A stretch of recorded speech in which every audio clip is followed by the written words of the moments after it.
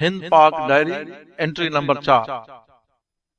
U P کے ضلع اعظم گڑھ میں میرے گاؤں سے تقریباً 3 کلومیٹر کے فاصلے پر بسیم پور تھا۔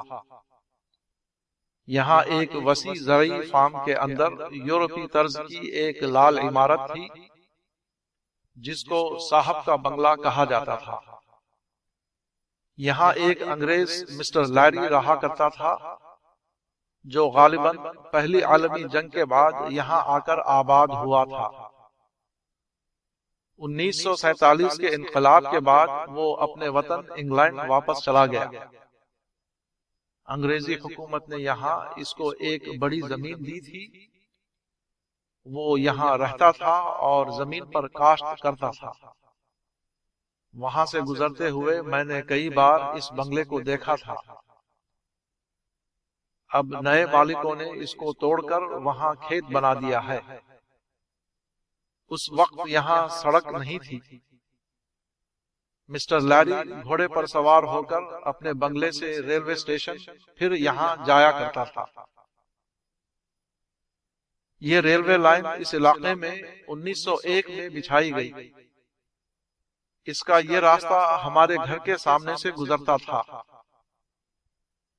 ہمارے گھر والے اس وقت علاقے کے بڑے زمیندار تھے اور اسی کے ساتھ آزادی کی تحریک سے متاثر تھے۔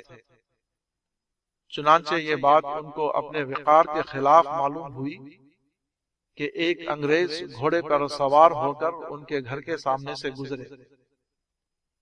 ہمارے گھر والوں نے اس کو منع کیا۔ جب وہ نہیں مانا تو ایک روز اس کے گھوڑے کو روک کر اس کی پٹائی کی۔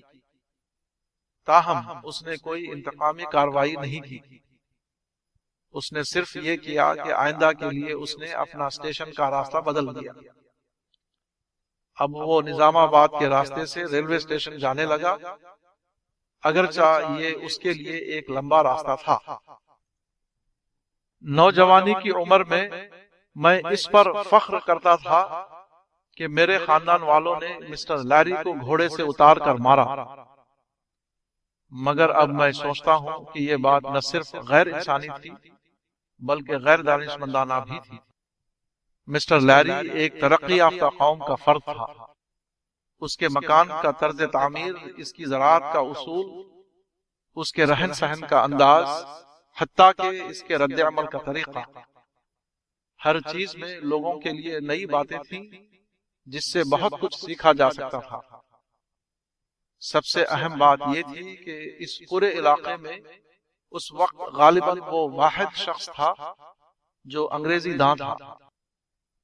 ہمارے خاندان کے لوگوں نے کبھی یہ نہیں سوچا کہ اس انگریز سے انگریزی زبان سیکھی جائے، جو زمانہ کے لحاظ سے گویا ترقیاتی دور میں داخلے کا دروازہ تھا۔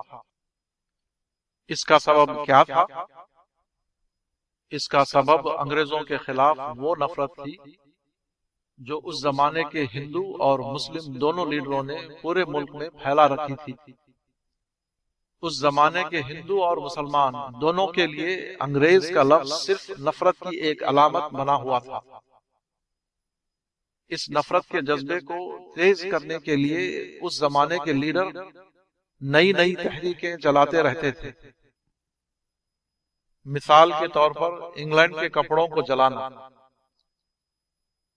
چنانچہ اس زمانے میں انگلینڈ کے کپڑے خود ہمارے گاؤں میں بھی گھروں سے لے کر جلائے گئے۔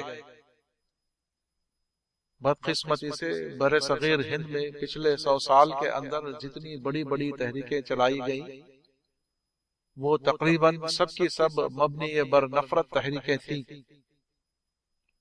شاید ان میں سے کوئی بھی تحریک مبنی بر محبت تحریک نہ تھی۔ نفرت انسان کا سب سے زیادہ طاقتور جذبہ ہے۔ نفرت کے جذبات کو بھڑکا کر بہت تھوڑی مدت میں بہت بڑی تحریکیں چلائی جا سکتی ہیں، مگر اس قسم کی تحریکیں انسانیت کو تباہی کے سوا اور کچھ نہیں دیتی۔ نفرت کی بنیاد پر اٹھائی ہوئی تحریک میں لوگ انگریز سے بھی نفرت کرنے لگتے ہیں اور انگریزی سے بھی۔ اس کے برعکس اگر محبت کی بنیاد پر تحریک اٹھائی جائے تو لوگ ایک دوسرے سے الگ کر کے دیکھیں گے۔ وہ انگریز کو سیاسی اعتبار سے غیر مطلوب سمجھتے ہوئے بھی ان سے انگریزی زبان سیکھیں گے اور انگریزی علوم کو حاصل کریں گے، مگر بدقسمتی سے بر صغیر ہند میں محبت پر مبنی کوئی بڑی تحریک اٹھائی نہیں جا سکی۔ یہی وجہ ہے کہ ہنگامہ خیز تحریکوں کے باوجود ہمارے ملک میں کوئی حقیقی تعمیری کام نہ ہو سکا۔